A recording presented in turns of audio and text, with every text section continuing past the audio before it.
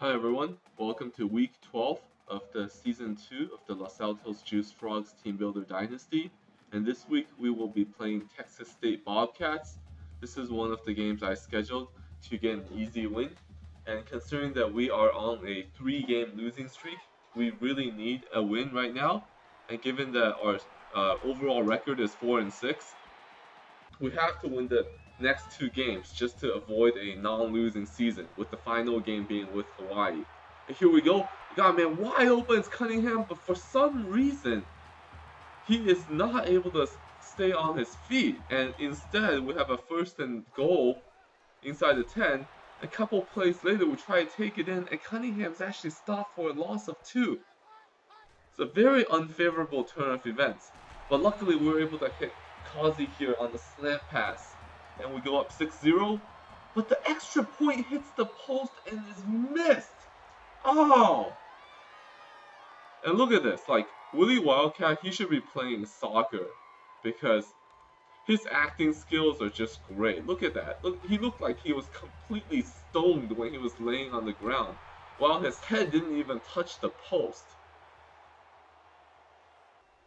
I mean, South American soccer players would completely envy that kind of performance. But anyway, that was a very disappointing extra point. As you guys remember, earlier in the season, we missed a field goal to tie the game in overtime against Boise State, and we ended up losing that game, and now another missed field goal.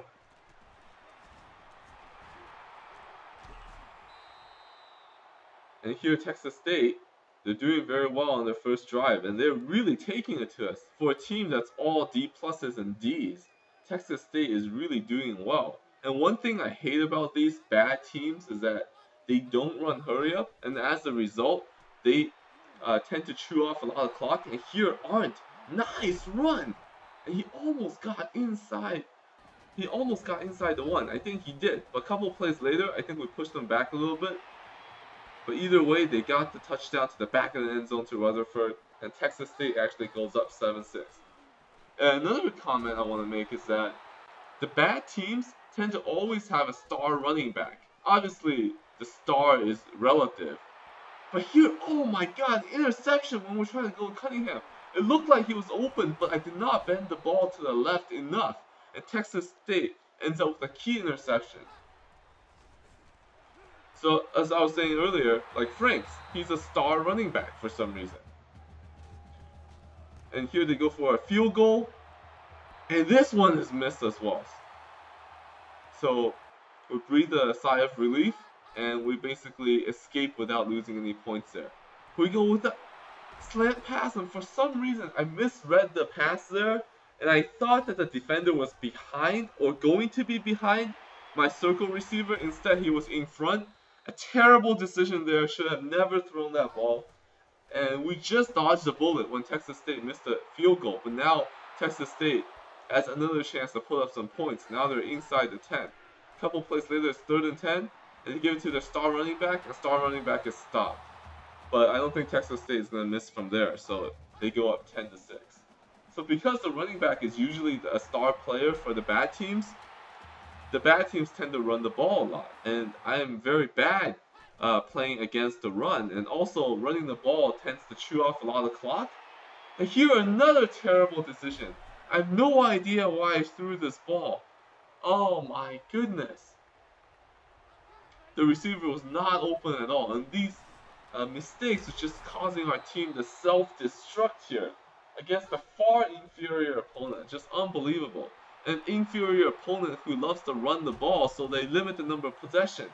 Here, this was our chance to get back in the game, but for some reason, the fumble was picked up by a Texas State player, and on the ensuing play, they were able to pick up another 1st down. And this is really getting into danger territory here, since it's less than 2 minutes to go. Texas State gets to start the second half with the ball, and they're up 4, and they're driving, and we cannot stop their running game, which means that we cannot get the ball back, and they're basically shortening the game.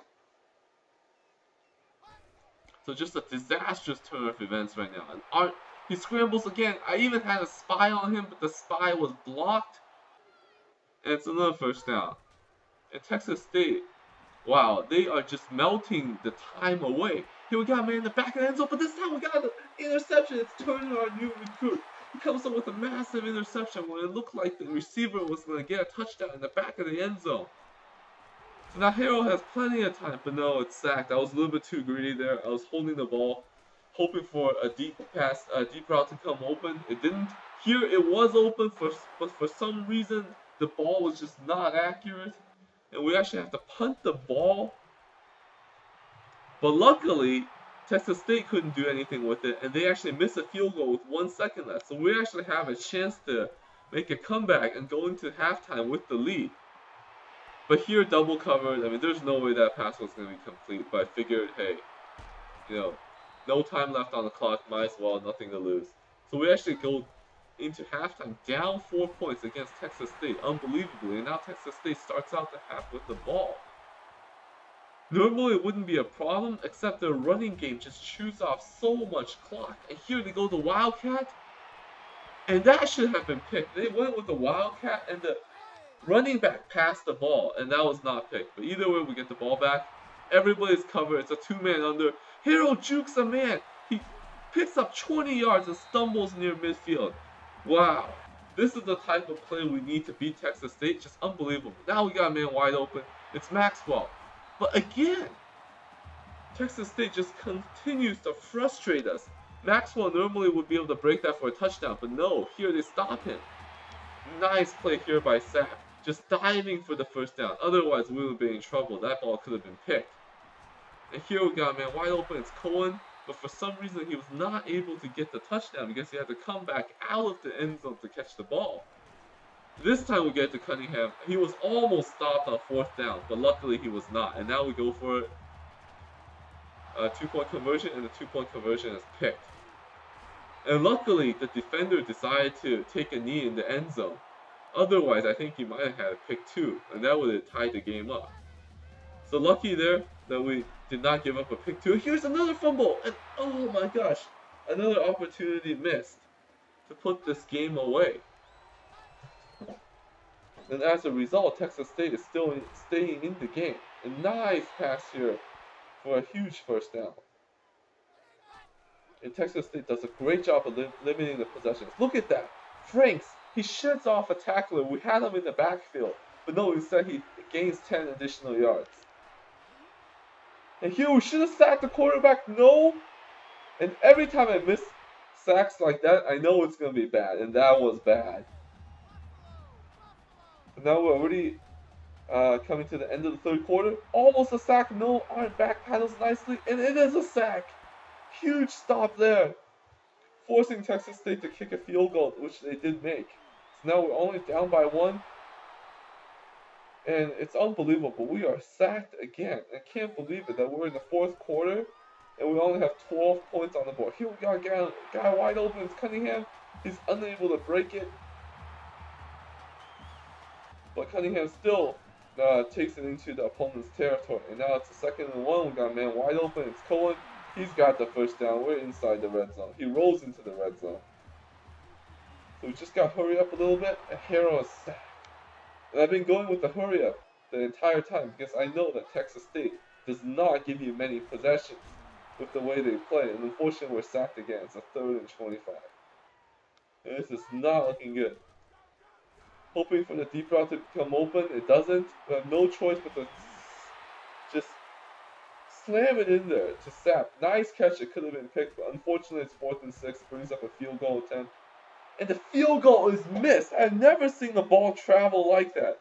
It was completely hooked. It was so bad. It was worse than a Charles Barkley golf swing. And unfortunately, we were not able to go into the lead.